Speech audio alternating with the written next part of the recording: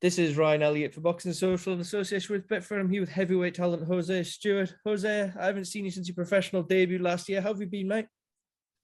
I've been very well, thank you. Yeah, training's going well. In full swing, ready for the April the 2nd. That's good to hear. Now, even though you've been working away probably since not long after that date over Christmas, etc., does it give you that little bit extra in the gym when you finally get a date? Yeah, definitely. I was after that fight, I was back in the gym the next day, just working away, and then Christmas come. It was a bit all over Christmas. And then as soon as New Year hit, we just got straight back in the gym, grafting away. Yeah, now, look, to go back to your debut, I was there. It was live on Boxing Social, and you can still go and watch it on Boxing Social for those that are intrigued. I spoke to you afterwards. You're very self-critical, as a lot of talented fighters are. You said you weren't particularly happy with your performance. You said maybe you're rushing things a bit too much. But how much did you learn from that experience? I learned loads, as the fight was going on. Little glimmers were just coming back to me. Every now and again, I get a little bounce on my feet.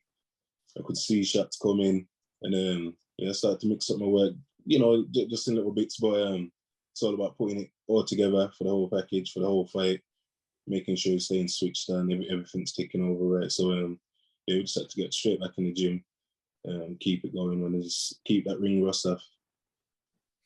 For your debut, you did come in at 345 pounds. You've always been a sizable heavyweight, but I think you alluded to me at the time that maybe that was a little bit too heavy. Have you been bringing that down a bit?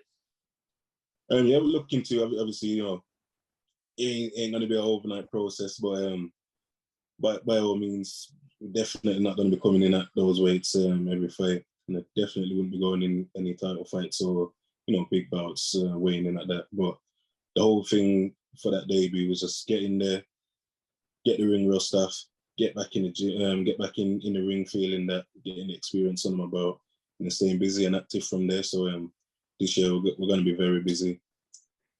Back April 2nd in Newcastle. You got the date. Any news on opponents as of yet? Nothing as of yet that I've heard. There's been a few names mentioned, but we're seeing the next coming weeks get that confirmed. Now, not to be biased, I am from Newcastle, but whenever the boxing goes there with a big show like this, they love a heavyweight in particular. They like to get behind the big guys. Are you looking forward to putting on a showcase for them and introducing yourself to a bit of a different audience? Yeah, most definitely. And I'm looking to showcase more of my skill set and how I actually perform. And it's going to be good. I'm going to soak up that atmosphere. Now, in terms of since you turned pro and what you've been working on, changing your style from that amateur to the pro, what do you think is the main thing you've kind of had to tweak so far? Not moving so much as amateur. I was just always bouncing around on my toes, flying around the ring, but still keeping the movement to my style, but being a bit more economical with it, being more smart, knowing when to move, position myself for better shots, making sure I'm sitting down on my punches. So it's just all about putting it all together now. So the best thing with that is activity. Jose, you're still a baby in terms of a heavyweight, but one thing I wanted to talk to you about that you and I have never spoken about is when you were younger and you're at this kind of crossroads between things away from boxing and being in the gym, and then a message comes through from Anthony Joshua I was reading about. What is that moment like for you at a time when things are kind of in the balance, and then the two-time heavyweight champion of the world drops you a message? Yeah, it was a shock to the system, because as you know, certain things go on, and you live in a certain way. Started dabbling in boxing, started to feel good, getting in the championship. So when that came through, and it was like, oh, okay, what you're doing is getting out there, it's starting to pick up a bit of noise. So it started to resonate with me then that, it's happening, it's more than doable. So yeah, it just cemented that in me that I'm just going to keep pushing forward now. Did it resonate more not only because it was someone of the stature of Anthony Joshua, but Anthony was someone that was in a very similar position to you when he was younger? He's dabbling certain things away from the ring. It was here and all there, and then he is someone that kicked on and went on to achieve great things. Yeah, it's good. It's good to see, and I think for me as well, it pushes me on to do the same, because I know there's a lot of kids that watch me, they know what I'm about. So it's good for them to see what I'm doing, me sticking to it. And a lot of people do say it to me when they see me, that they respect the movement, man. I stayed on it regardless of what was going on. And yeah, it's just good to do, set that bar, and just let other people know they can do it too. Mm. Now, I know you spent time with Anthony, not only in Finchley, but elsewhere as well, when he's been working with Joey Clayton at times. What is he like away from all the cameras and everything we see? What kind of a person is AJ? Yeah, just a down to earth guy, man. You can just talk to him about anything, catch joke. It's just always a good vibe in the gym. So yeah, it's just good to be around. You can always pick his brain and just pick up certain things as well. So yeah, it's a great environment. Is there anything that you've kind of learned from sharing a ring with him, or anything he said to you that kind of sticks with you? Yeah, just how he carries himself professionally.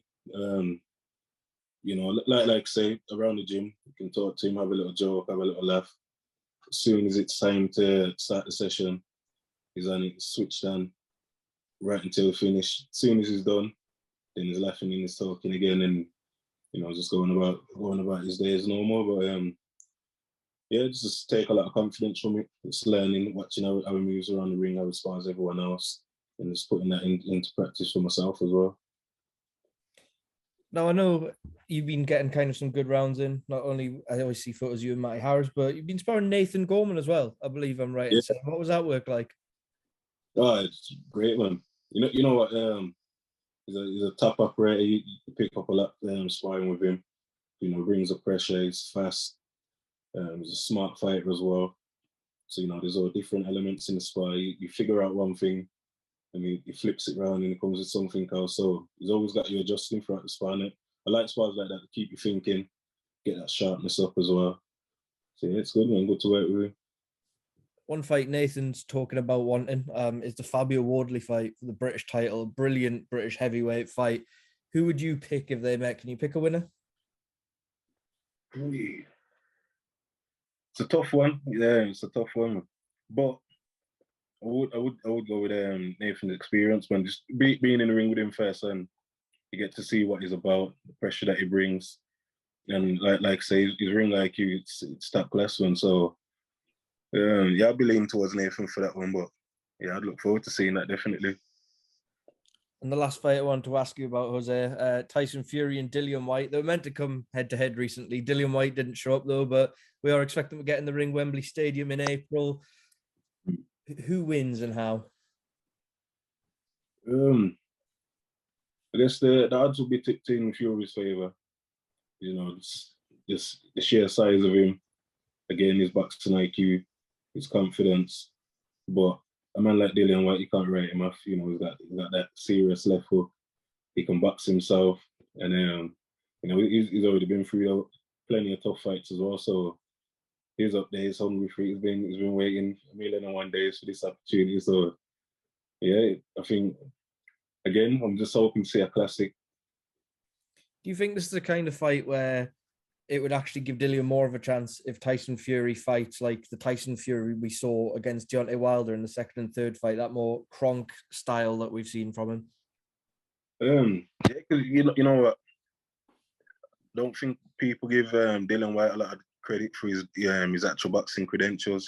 He's a good boxer. He sets up a lot of work, and he's a good counter puncher. So you put the pressure on him. He's got that he's got that one hitter quitter there, and also he can put the pressure on people as well. So it will be interesting to see how their styles clash.